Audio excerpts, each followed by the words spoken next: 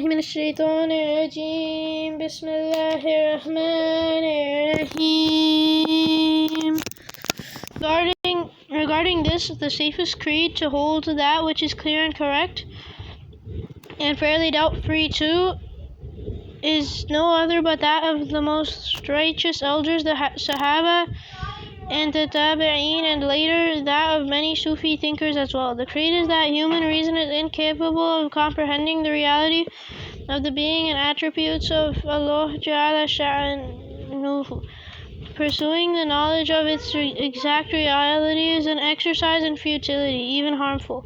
One should believe, as a matter of general principle, that the meaning intended by Allah Ta'ala, whatever it may be, is the one correct and true. And in this process, one should not try to determine or worry about fixing a meaning on one's own. Someone asked the famous Imam Malik exactly the same question. What is the meaning of Istawa ala al-Arsh, positioned himself on the throne? He paused for a while, then said, everyone knows the meaning of Istawa, and its particular nature and reality is such that human reason cannot comprehend it, and having faith in it is obligatory. And asking a question about its nature and reality is bid'ah, innovation in established religion, because the noble Sahaba, may Allah be pleased with them all, never asked such questions of Rasulullah sallallahu alaihi wasallam. Great elders Salaf, Sufyan al-Thawri, Imam Awza'i, Layth ibn Sa'ad, Sufyan ibn Uyayna, and Abdullah ibn Mubarak have, may the mercy of Allah be upon them, have said that the verses which have appeared in the Quran as related to the being and attributes of Allah Ta'ala should be believed in as they have come and exactly as they are, without any explanation, explication, and interpretation. Said after that in the verse was, He covers the day with night which pursues it swiftly. The sense is that this alternation of the night and day is a phenomenon of revolutionary proportions, in that it brings the whole world from light into the darkness and from darkness into the light. Then this very phenomena lends itself so swiftly and smoothly and obediently to the magnificent subduing power of Allah Ta'ala that the least delay is not caused in this transformation on such an unimaginable scale. After that, it was said that Allah created the sun and the moon and the stars in a state that all of them are moving in obedience to His will and command. For a reasonable person, this is an invitation to think about things made by the made He observes around him all the time. Experts make machines of all sorts. Some of them would have engineering problems right from the start.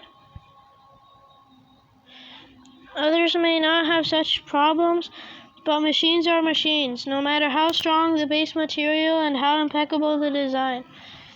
Parts have their normal wear and tear or need for adjustments, repairs, servicing. Machines become idle until fixed. It might take weeks or months to put them back to work, but look at these God-made machines. The efficiency and the perfection with which they started working from day one is still there. They are working wonderfully non-stop. Their movement is as precise as ever, not a second fast or slow. There's no wear and tear of parts and no need to go to a workshop. The reason is that they are functioning subject to His command. In other words, they need no source of energy to move them, no engine to make them function. They are working only under divine command. They are subjected to that alone. Therefore, the emergence of the slightest malfunction in them is possible, but of course, when the Absolute Master Himself decides to eliminate them at a time appointed by Him, this entire system would disintegrate. That day will be the day of Qiyamah. After having pointed out some examples, the description of the absolute subduing power of Allah Ta'ala is put in the form of a general rule by saying, beware, for Him alone is the creation and the command. The word khalq means to create and amr to command. The sense is that being the creator and the master is exclusive to him. Other than him, no one else can create the most insignificant of things, nor does anyone have the right to subject anyone to his command, except that Allah Ta'ala himself delegates a particular area of activity to someone, in which case that too would be in reality nothing but the command of Allah Ta'ala. So the verse means that creating all of these things was the work of none but him, and putting them into service was also not something anyone else could handle, for that too is a spectacle of the perfect power of Allah Ta'ala. In Sufi thought, Khalq and Amr are two domains. Khalq relates to matter and Amr to the refined abstract.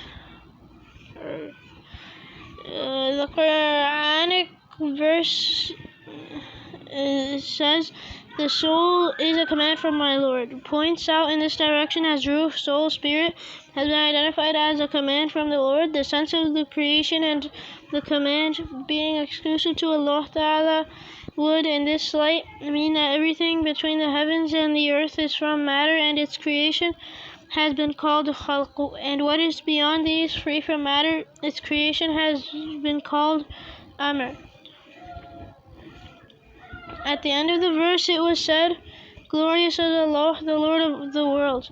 The word tabarak appearing here is a derivation from baraka, which means to increase, grow, become more, remain, sustain, besides being employed in many other shades of meaning.